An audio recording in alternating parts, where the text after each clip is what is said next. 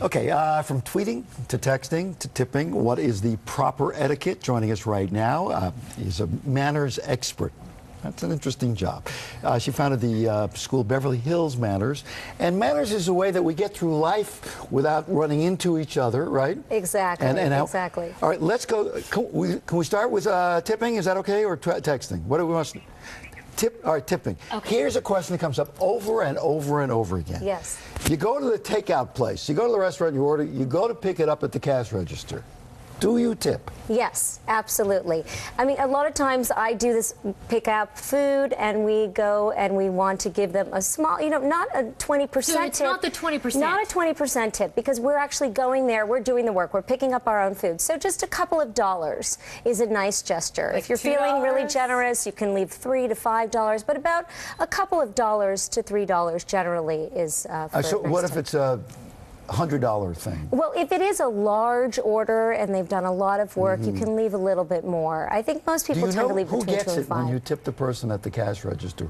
Usually, it could be the maitre d', it could be the person who's answering the phone. No, there's no maitre d'. Oh, not the maitre d'. We're going to the little chicken shack. Okay, the Chinese restaurant. The person who's answering the phone, but she might be a waitress. She might be doing kind of both, and so they may be pooling those tips in the back at the end of the day. All right, so now you go to the buffet place where you're getting your own stuff. You're like having a brunch. And maybe somebody brings you some coffee or whatever. Right. What do you do there? Okay, well, a buffet obviously is a similar situation where you have your plate, you go to the buffet, and you do a self-serve situation. And people wonder, should you tip the same amount as if you were being served at the table, multiple courses, etc. But I feel really the tip should be the same. When you do tip for food, it is about 20%. 20%. It should be. Really like the service, you give more, You give right? more, right? Well, 20% I think is what people usually do. I haven't really heard people exceeding that unless somebody's going above and beyond expectations. These big stars who just will leave like a $500 tip on a $100 if you're just, walking around and money's flying, yes. People who work in food service industries work very hard. We don't work very hard at all. Right. No, I'm serious. They work very, very hard, and often their living is made off of their tips. It is. So I always say, when in doubt, be more generous. Absolutely, absolutely. All right, so your doorbell rings and the guy from the pizza place comes. Yes. What do you tip? Typically, again, it depends upon the total, the amount of the food that's being delivered, but usually about, again, $3 to $5 I think is a general tip. Unless you're ordering an exorbitant amount of food and feeling generous, you can offer a little bit more. So it's not a 20% on that, it's just a couple of dollars. You do not have to leave 20%. If it's raining and he went through a lot of work, he or she, to deliver to you, and you're feeling generous, you can offer a little bit more. What do you tip the valet? Valets, now here's the thing, some valet, you go to a restaurant, a nice restaurant here in Los Angeles, and it could be an $8 for the valet. So there's sometimes a standard amount that you tip based on what's posted, and then in that case you can add maybe $1. I always do $1, like maybe $2. Exactly. Right? If there's no posting, then about a couple of dollars. So I have a question for you. People, who go to like fancy, expensive restaurants. Do you tip the valet more than if I'm going to the Galleria to see a movie? I think it depends on the situation. Like I said, in a fancier restaurant, oftentimes it really is posted. So you will be laying out more for that valet parking. Now, yes, go ahead. And well, Lisa brought up yesterday, because we had a big discussion about this, tipping on wine. Like, yes, it's the same effort for a server to open a $20 bottle of wine as it is a $300 bottle of wine. Exactly. Are you supposed to tip on $300? Well, your point is well taken. If they are going through the ceremony of presenting a bottle of wine, they're decanting it, they're pouring it for you, and it's a lot of work, whether it's a $20 bottle, like you said, or a $400 bottle. It really is nice, if you can, to give a 20% tip. Now, if you are purchasing a $1,000 plus bottle of wine, you should be able to afford. Well, there's that sentiment, but also on the flip side, sometimes the wait staff won't be surprised if you offer a 15% tip. All right, last question to you. Everybody's tweeting and texting on there, walking around. Yes. One statement quickly. Well, basically, think before you tweet.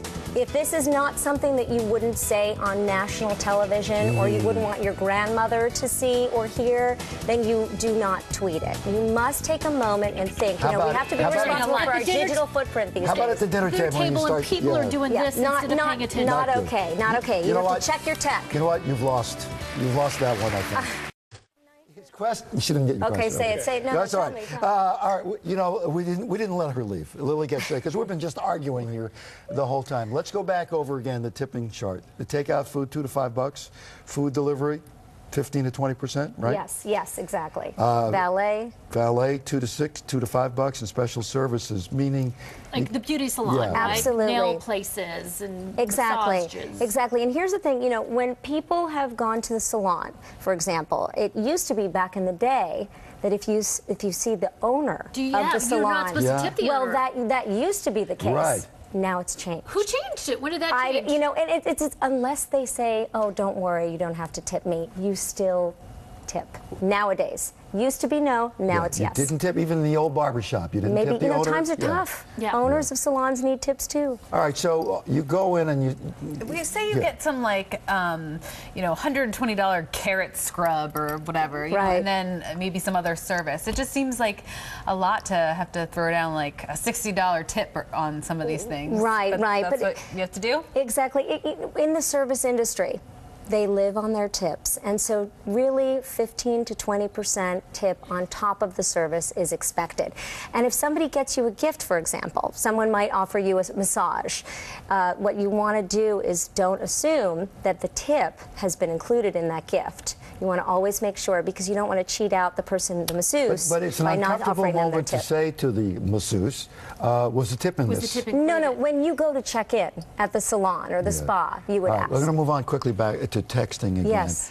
On this show, people are just Texting during a newscast, yes. Right. you can make the argument I'm tweeting to get or texting to get information, Right. but it's really addiction at this point. It is. And the idea with all of these technological devices is that it takes us away from being in the present, being face-to-face, communicating with one another. It's a distraction, really. All right, at a dinner table, lunch table, absolutely Never. not. No, Okay. and when you go out, let's say you're at a meeting and you have an important call you're expecting or a text or whatnot, keep your phone on your lap. You don't have to put it on the table for all the world to see. You can glance in your lap perfectly fine and let people know in advance and then hightail it away from Now, the table. and take your you are call. very well mannered, but if you're talking to a generation who is, let's say, under 20 years of age, Yes. they don't understand what you're saying. I hold the flag Yeah. to try and preach this information to them. But see, I think it's, if you're a parent, I always, now, and we had a bad accident once when I didn't have my phone on the table. Right.